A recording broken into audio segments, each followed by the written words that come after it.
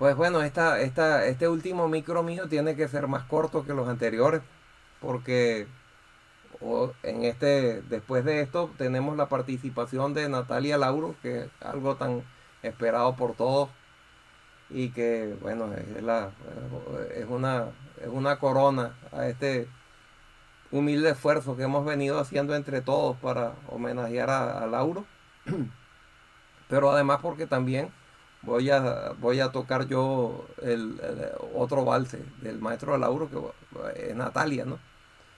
Pero quiero hablarles un poco, estuvimos conversando acerca del Lauro familiar, cómo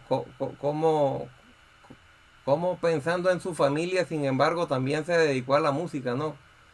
Y al final de su vida estuvo muy orgulloso diciendo, bueno, quizás al principio la Venezuela de antes pensaba que un músico no podía ser un trabajador, pero me he ganado la vida honradamente y levanté a mi familia. Yo digo que no solamente levantó la familia, levantó el nombre de Venezuela completo con su música y con su ejemplo. Yo tengo que confesar que cuando fui a estudiar guitarra, yo también tuve un caso similar. Mi padre era médico, pero también en Venezuela en aquella época decir voy a estudiar música hacía temblar a tus padres. Y bueno, también él tuvo todavía una Venezuela anterior a la mía y tuvo esa valentía, esa gallardía, pero además dejó una imagen del ser humano y del músico muy alta. Y eso es algo que yo realmente admiro mucho y aplaudo al maestro, ¿no? Pero hemos hablado de distintos aspectos de su vida, pero la parte del maestro de guitarra, del maestro de aula en guitarra, quizás falta todavía contemplarla. Y resulta que yo me gradué de guitarrista con un discípulo directo de él. Fue el único que estudió prácticamente toda la carrera de compositor con el maestro Lauro. Y también la parte de la guitarra la estudió completa con él. Yo conocí al maestro Lauro a través de mi maestro Armando Cisneros. Y Armando, no solamente Armando, porque en el Conservatorio Juan José Landaeta, donde me gradué yo de guitarrista y luego donde ejercí mi profesión de la enseñanza, por muchos años con el cuatro solista y con la guitarra, pues las personas que habían estudiado con él, yo no llegué, cuando yo llegué ya casi al final de su vida, ya estaba tocado por la enfermedad, él me enfermó de cáncer, ¿no? Y ya, pero cuando yo me fui de Valencia, una de las formas de convencer a mi padre, que había sido médico, le dije a Antonio Lauro, da clases donde yo voy a estudiar y quiero estudiar con él. Y entonces mi padre me dijo, bueno, hijo, si usted va a estudiar música, téngalo como norte, ¿no? Tenga a un maestro así como norte. Quiero que usted piense en sí mismo como una persona de bien. Ahí estaba el maestro Lauro hablando hacia la bondad, hacia el buen ejemplo, hacia la buena senda.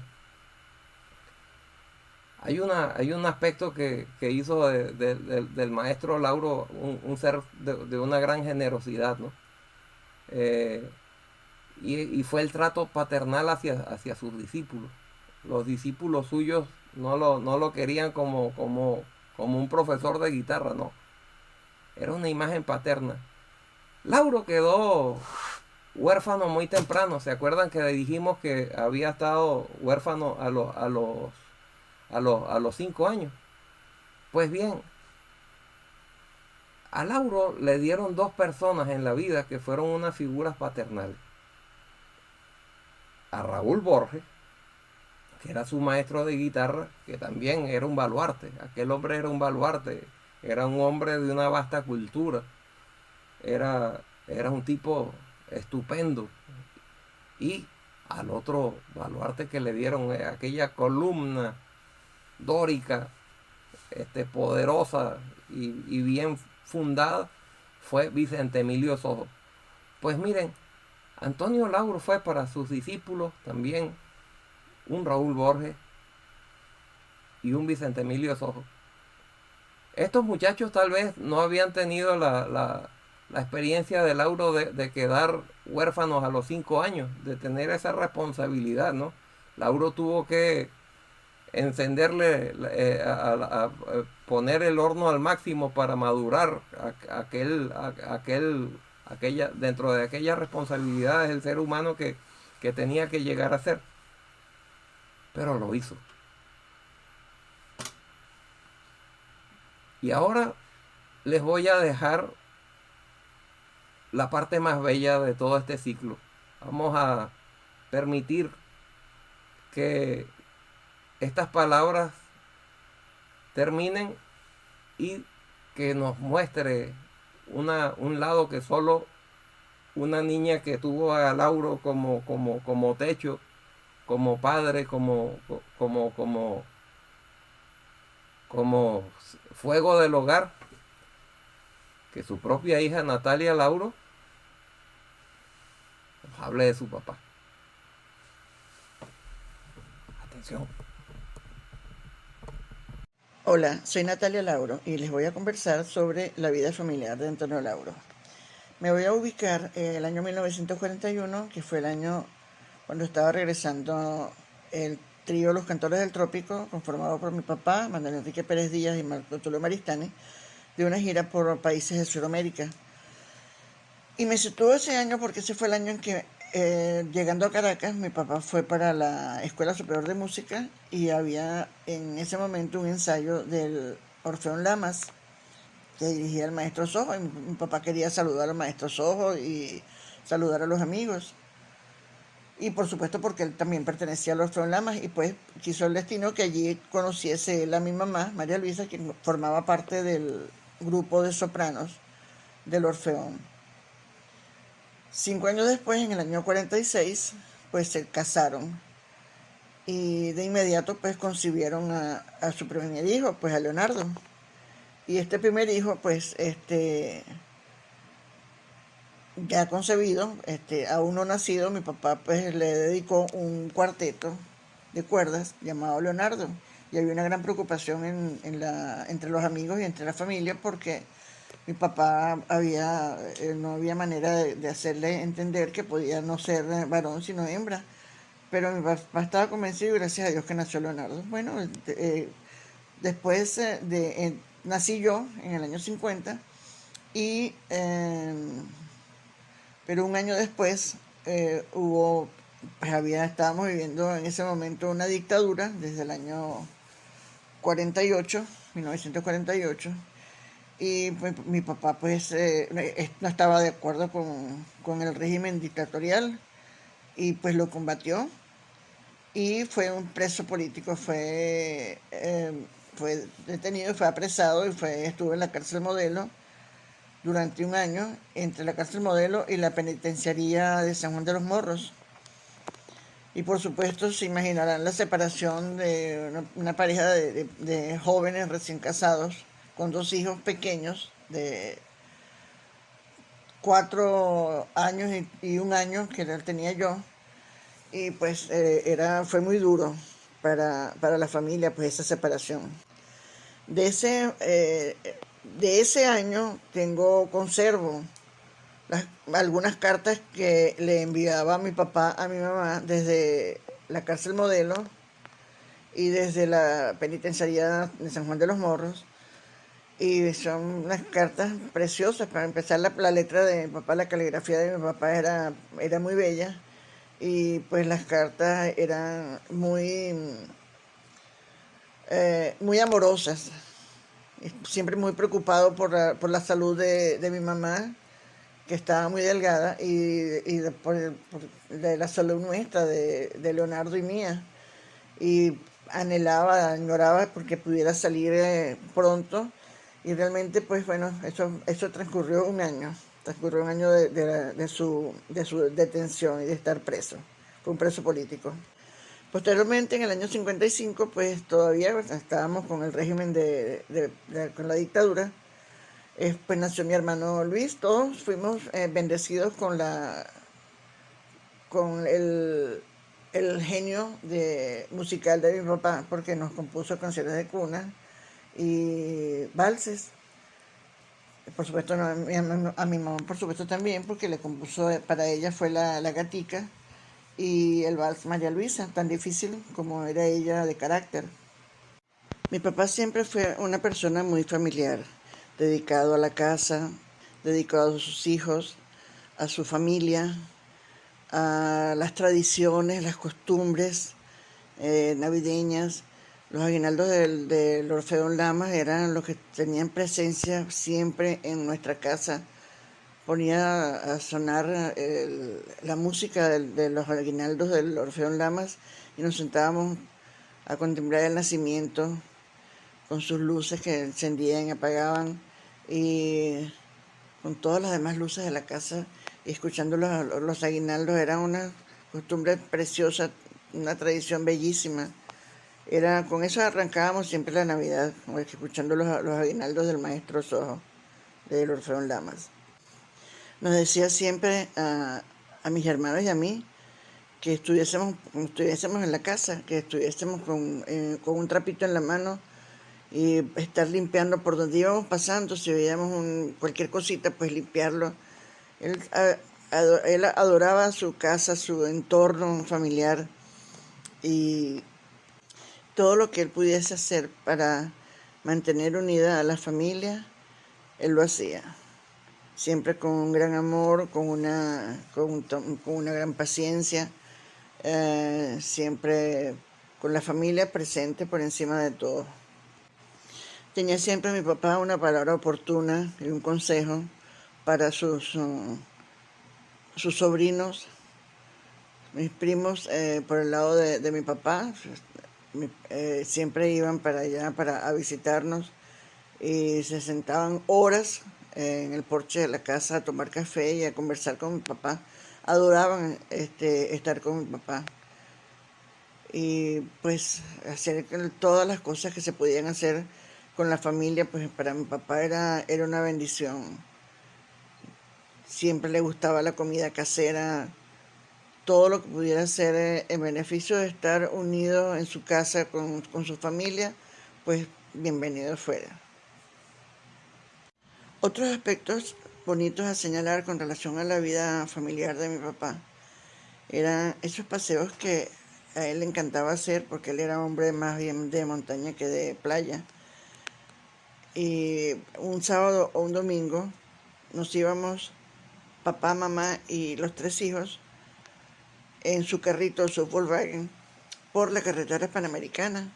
Salíamos de Caracas y recorríamos los restaurantes que nos encontrábamos por la carretera. Allí desayunábamos, había unas arepas que a mi papá le encantaba y las llamaba las lenguas afuera, porque ya estaban abiertas y tenían un trozo de queso dentro, pero que sobresalía, y así les llamaba él. Y había muchas cosas, pues era muy divertido para uno pequeño. Había muchas cosas y la vida familiar con él era fabulosa. Pues de ahí nos íbamos hasta La Encrucijada, íbamos hasta Maracay, al zoológico, llegamos a ir hasta Valencia y pues pasábamos todo el día entre una cosa y otra, y a veces nos regresábamos por la autopista o a veces nos regresábamos por la carretera vieja, y eran paseos más bien históricos porque por ahí ya pues nos contaba todo lo que tenía que ver con gestas heroicas. Otra de las cosas también muy lindas a reseñar es los días 3 de agosto, que era su cumpleaños. La casa se llenaba de alumnos y exalumnos del Liceo Fermín Toro, del Orfeón, quienes iban religiosamente y puntualmente a pasar el día con mi papá para cantar y acompañarlo en su cumpleaños. Por supuesto que la familia también estaba, la casa se llenaba de gente, pero era precioso porque él, pues cantábamos todos los arreglos que montábamos en el Orfeón del liceo. Y otro de los aspectos bien importantes a reseñar y que dice mucho de la personalidad de mi papá y el amor que tenía por sus alumnos, y era con sus alumnos de guitarra. Como sus clases eran de noche, pues, y eran individuales, pues cada clase, las clases terminaban muy tarde en la noche, y muchas veces tuvo mi papá que llevar a alumnos que no tenían cómo desplazarse, porque a esa hora ya, pues, las 12, una de 12 de la noche, 1 de la mañana, ya no había transporte público, y muchas veces tuvo que salir mi papá a llevar alumnos a sus casas, porque sus alumnos, para mi papá, eran hijos. Él los acogía en su corazón como hijos, porque los aconsejaba y hablaba con ellos como hablaba con nosotros. Pues esos eran aspectos que quería reseñar y resaltar.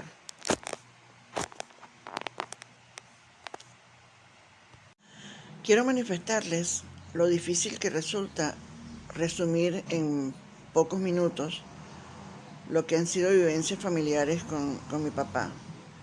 Sin embargo, espero que estas palabras hayan llegado a ustedes, y estos comentarios y estas bellas reflexiones hayan llegado a ustedes y hayan sido de su agrado. A toda la audiencia, a todos quienes han tenido la oportunidad de escucharme y compartir conmigo estos recuerdos. Pero también quiero agradecer a quienes han organizado este homenaje a mi papá y quienes han sido partícipes de los aspectos musicales y organizativos. Me refiero en primer término a Leonardo Lozano, quien me contactó para hacer estos comentarios, pero también quiero referirme a Mario Arévalo, mi querido Mario, a Víctor Castillo y a Denis Bernard Fernández,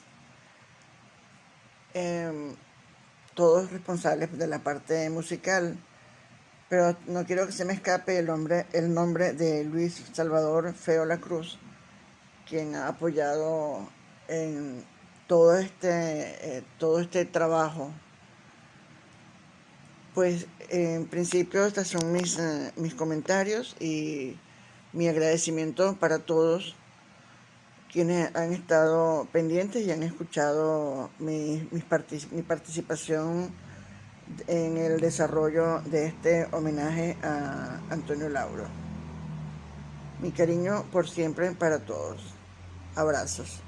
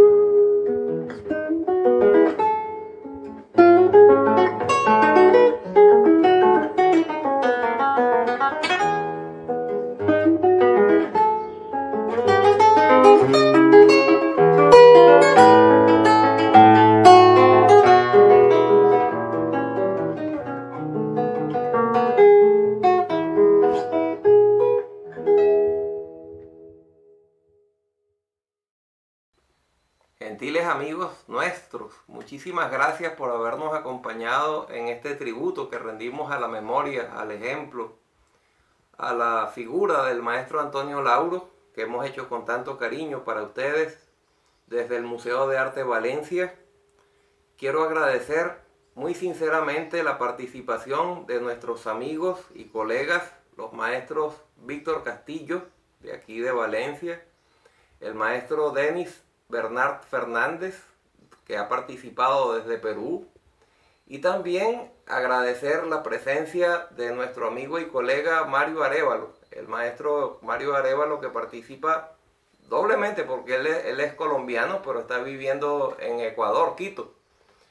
Igualmente quiero darle las gracias a mi querida amiga e hija del maestro Antonio Lauro, Natalia. Natalia, muchísimas gracias por haberle puesto ese punto que solamente un ser tan cercano como tú podía añadir a este humilde homenaje. Quiero darles las gracias también a mi amigo querido de la infancia, Luis Salvador Feolacruz, por este aporte que ha hecho y este interés que ha puesto a este homenaje, pues, y quiero recomendar con todo cariño y sinceridad este trabajo biográfico que publicó Sidor y que fue realizado por el maestro, el doctor Alejandro Brusual, que es un musicólogo de primer orden, y los datos que yo he aportado para esta conferencia, pues en muy buena manera están apoyados en su literatura. Alejandro no solamente ha escrito sobre Antonio Lauro, ha hecho unos trabajos biográficos maravillosos sobre Alirio Díaz, sobre Rodrigo Riera, sobre Manuel Enrique Pérez Díaz y en líneas generales sobre la guitarra en Venezuela. Gracias a todos ustedes y esperamos tenerlos presentes también en una nueva entrega. Gracias.